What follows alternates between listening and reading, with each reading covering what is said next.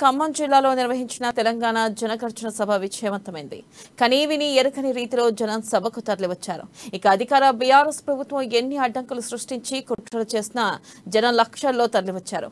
తెలంగాణ రాష్ట్రం ఇచ్చిన సోనియమ్మ తనయుడిని కాంగ్రెస్ పార్టీని ఆశీర్వదించేందుకు తెలంగాణ ప్రజానికం తరలివచ్చి సభను సక్సెస్ చేశారు.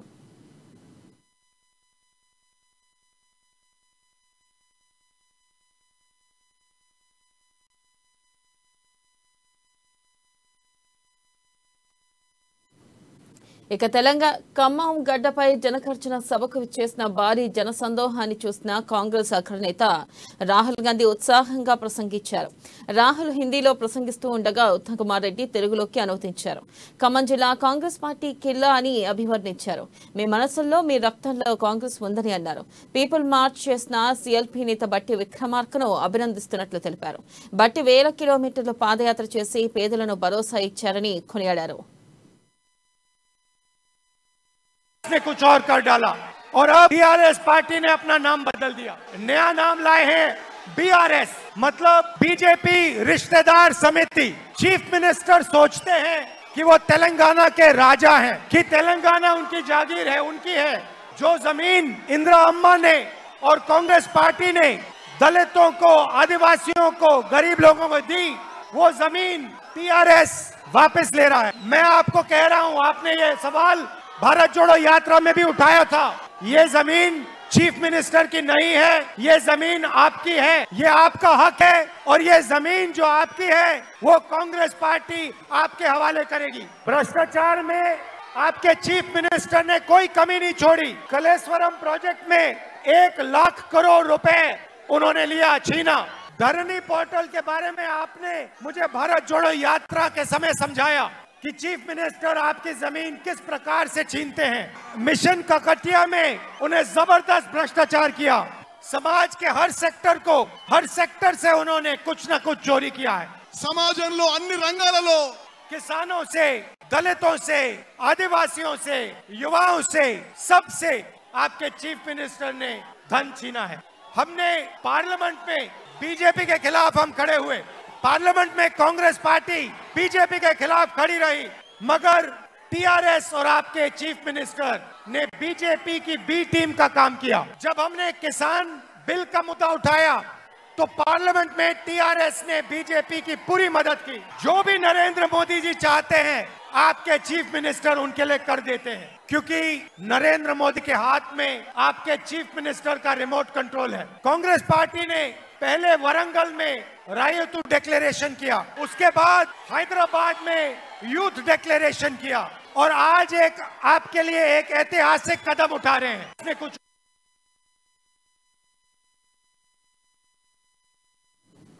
ఇక తెలంగాణ రాష్ట్రంలో సోనియమ్మ రాజ్యం రాబోతుందని, సంక్షేమాన్ని, అభివృద్ధిని ప్రజలకు అందిస్తామని రేవంత్ రెడ్డి అన్నారు. కేసీఆర్ అహంకార పాలనకు త్వరలోనే చరమగీతం పాడుతామన్నారు. కేసీఆర్ పాలనలో అన్ని వర్గాల ప్రజలు తీవ్ర ఇబ్బందులు పడ్డారని, కాంగ్రెస్ పార్టీ అధికారంలోకి వచ్చాక సమస్యలన్నీ పరిష్కరిస్తామన్నారు. కాంగ్రెస్ జెండా ఎగిరేసిండ్రు. అందుకే మిత్రులారా, రాబోయే 4 నెలల్లో డిసెంబర్ 9 ఆనాడు కాంగ్రెస్ పార్టీ రాష్ట్ర ఏర్పాటు ప్రక్రియను ప్రకటించింది. డిసెంబర్ 9 శ్రీమతి సోనియా గాంధీ గారి జన్మదినం. మీ అందరి తరఫున రాహుల్ గాంధీ గారికి నేను మాట ఇస్తున్నా, రాబోయే డిసెంబర్ 9 నాడు తెలంగాణ రాష్ట్రంలో కాంగ్రెస్ పార్టీ అధికారంలో ఉంటుంది. కాంగ్రెస్ పార్టీ డిసెంబర్ 9 నాడు కాంగ్రెస్ పార్టీ అధికారంలో ఉంటుంది. మళ్ళీ ఇదే గడ్డ మీద కాంగ్రెస్ పార్టీ విజయోత్సవ సభ ఈ గడ్డ మీదనే మనం నిర్వహించుకుంటాం. ఈ ఎన్నికల శంఖారావం రేపు రాబోయే కాంగ్రెస్ ప్రభుత్వానికి నాంది. అందుకే ఇవాళ ఎన్నికలలో భాగంగా ఆనాడు వరంగల్లో రైతు డిక్లరేషన్ ప్రకటించినాం. మొన్న ప్రియాంక గాంధీ గారి నేతృత్వంలో యూత్ డిక్లరేషన్ ప్రకటించినాం. ఇవాళ పేదలకు 4,000 రూపాయల పెన్షన్ ఇవ్వాలని ఇవాళ కాంగ్రెస్ పార్టీ నిర్ణయం తీసుకున్నది. అందుకే మిత్రులారా, రాబోయే ప్రభుత్వంలో కాంగ్రెస్ పార్టీ సంక్షేమాన్ని, అభివృద్ధిని రెండు పాదాల మీద నడిపించే బాధ్యత తీసుకుంటుంది. మిత్రులారా, మీరందరూ మనమందరం ఈరోజు మీ అభిమాన నాయకుడు పొంగులేటి శ్రీనివాసరెడ్డి గారు ఇవాళ కాంగ్రెస్ పార్టీలో చేరిండు. పొంగులేటి శ్రీనివాసరెడ్డి చేరిక ఖమ్మం జిల్లాలో 10కి 10 సీట్లు గెలిపిస్తుంది. ఖమ్మంలో 10కి 10 మీరు గెలిపించండి. రాష్ట్రంలో 80 సీట్లు మేము తెస్తాం. మిత్రులు పెద్దలు బట్టి విక్రమార్క గారు 110 రోజులు 1300 కిలోమీటర్లు పాదయాత్ర చేసి ప్రజలను కలిసిండు, ప్రజా సమస్యలు తెలుసుకున్నాడు. ఇవన్నీ ఎన్నికల మేనిఫెస్టోలో పెడతాం.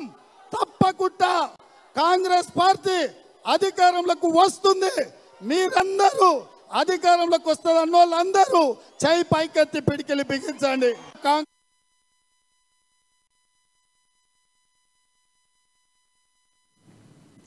ఇక పాదయాత్రలో అన్ని వర్గాల ప్రజల సమస్యలను అడిగి తెలుసుకుంటున్నట్లు బట్టి తెలిపారు. తెలంగాణ రాష్ట్రంలో అధికార అహంతో కేసీఆర్ వ్యవహరిస్తున్నారని, రాష్ట్ర సంపదను కొల్లగొడుతున్నారని వ్యాఖ్యానించారు.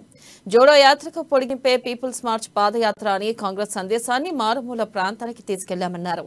ఇక తెలంగాణలో మళ్లీ ఇందిరమ్మ రాజ్యం వస్తుందని, కాంగ్రెస్ అధికారంలోకి రాగానే పేదల సమస్యలను పరిష్కరిస్తామని హామీ ఇచ్చారు.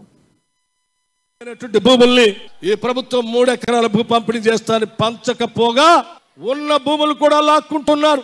ఒక దగ్గర చెప్పాం, హైదరాబాద్ నడిబొడ్డులో ఉన్నటువంటి కోట్లాది విలువైనటువంటి భూములు తీసుకుంటా ఉంటే పెద్దలు గద్దరన్న, నాతో పాటు జీవనన్న, ఉత్తమ్ కుమార్ రెడ్డి గారు, అట్లాగే జీవనన్న, హనుమంతరావు గారు కూడా వచ్చారు ఆ భూములు చూడటమే కాదు వాళ్ళందరికీ మాటిచ్చాం. కాంగ్రెస్ ప్రభుత్వాల ద్వారా పంచినటువంటి ఏ ఒక్క ఎకరం భూమిని కూడా ఈ రాష్ట్ర ప్రభుత్వం గుంజుకుంటూ ఉంటే చూస్తూ ఊరుకోవటానికి కాంగ్రెస్ పార్టీ సిద్ధంగా లేదు. మీ భూములు మీకే ఉంటాయి, ఈ భూముల్ని కాపాడుతామని చెప్పి వచ్చాం. నడుచుకుంటూ ముందుకు వస్తా ఉన్నాను. నల్లగొండ జిల్లా కొప్పోలు గ్రామం దగ్గరకు వచ్చేవరకు పెద్ద ఎత్తున నకరికల్ శాసనసభ నియోజకవర్గంలో భారీ ఎత్తున మహిళలంతా ముందుకొచ్చి కూలీనాలు చేసుకుంటూ అప్పుడే కూలి చేసుకుంటూ రోడ్డు మీదకి వచ్చారు. నడుస్తా ఉంటే చేయబట్టుకున్నారు. అన్నా మేము వెనకబడ్డోళ్ళం, బలహీన వర్గాలం, భయంగా వస్తా ఉన్నాం. నువ్వు పాదయాత్ర చేసుకుంటూ వస్తా ఉన్నావు, మా కొండంత ధైర్యం, కొండంత అండ మీరు నడుస్తా ఉన్నారు. మీతో పాటు మేము కూడా నడుస్తా ఉన్నాం. గొంతెత్తి అడుగుతా ఉన్నాం, మేము మాకింత ఇల్లు ఇవ్వండి, ఇంత జాగా ఇవ్వండి. మీ ప్రభుత్వం రావాలి, వచ్చిన తర్వాత రాష్ట్రంలో ఉన్నటువంటి లక్షలాది మంది నిరుపేద కుటుంబాలకి 2 గదుల ఇల్లు ఇవ్వాలి. దానికోసం మీ వెనక నడుస్తాం, కదం తొక్కుతామని ఆ తల్లులు మాటిచ్చి పంపించారు. ఇంకా ఒక నల్లగొండ దగ్గరకు వచ్చాను. వెంకటరెడ్డి గారి నియోజకవర్గం దగ్గర మాట్లాడటానికి వచ్చేవరకు ఒక సోదరి వడివడిగా ఉరుక్కుంటూ వచ్చి ఒక సోడా కొట్టి నాకు ఇస్తే, అన్న ఎండలో అలసిపోయి నడుస్తా ఉన్నావు, ఈ సోడా తాగనిచ్చి నేను అడిగాను, తల్లి ఏం చేస్తున్నావు అంటే, బిఎడ్ చేశాను, ఎంపీడ్ చేశాను, నేషనల్ ప్లేయర్ నేను ఎస్సీ మాదికి సంబంధించినటువంటి దాన్ని నేషనల్ ప్లేయర్.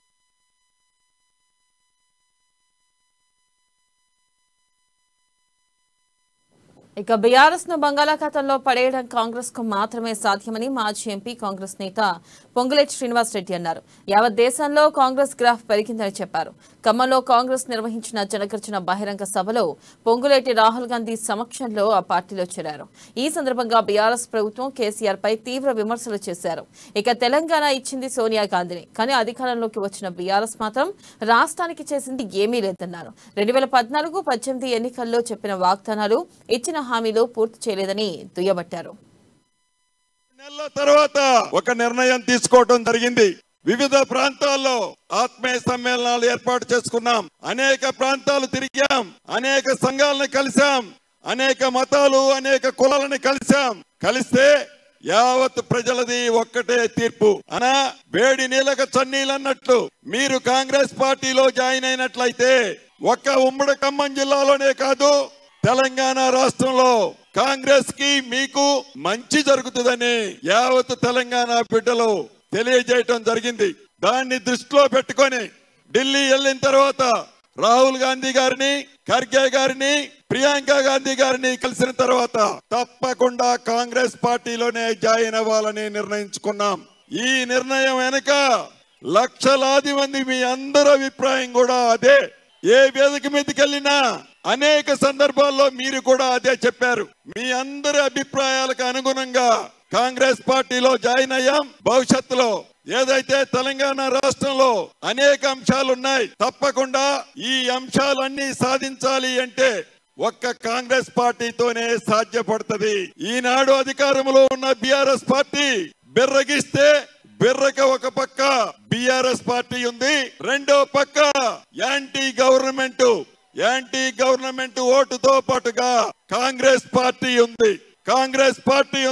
అంటే కాంగ్రెస్ పార్టీనే భవిష్యత్తులో ఈ బీఆర్ఎస్ పార్టీని ఇంటికి పంపించగలదు. ఈ బీఆర్ఎస్ పార్టీని బంగాళాఖాతంలో వేయాలి అంటే కాంగ్రెస్ పార్టీతోనే సాధ్యము.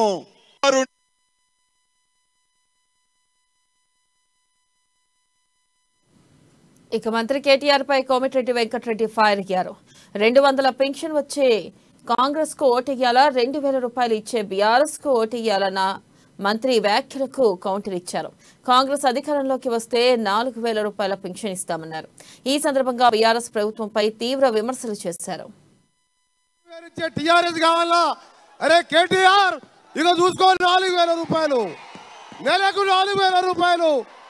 రేపు మొదటి నెలలే మొట్టమొదటి సంతకం 4000 రూపాయల పెన్షన్ తోని ఇవాళ భారతదేశాన్ని, భారత జాతిని ఏకం చేయడానికి భారత్ జోడో యాత్ర చేపట్టిన ప్రియతమ నాయకుడు మొదటిసారి విచ్చేసిన రాహుల్ గాంధీ గారికి స్వాగతం పలుకుతూ పార్టీలో జాయిన్ అవుతున్న పొంగులేటి శ్రీనివాసరెడ్డి గారికి, అలాగే ఈరోజు సిఎల్పి నాయకులు భట్టి గారికి మీ అందరి పక్షాన స్వాగతం పలుకుతూ ఇలాంటి ఎన్నో సంక్షేమ కార్యక్రమాలు తీసుకొచ్చే మీ అందరికి కూడా చెప్తున్నా, తెలంగాణ ఇచ్చిన పార్టీ కాంగ్రెస్ పార్టీని గెలిపియండి. తప్పకుండా కూడా మీ అందరికీ అండగా ఉంటామని మరొకసారి తెలియజేసుకుంటూ, తెలంగాణ అమరవీరులకు 2000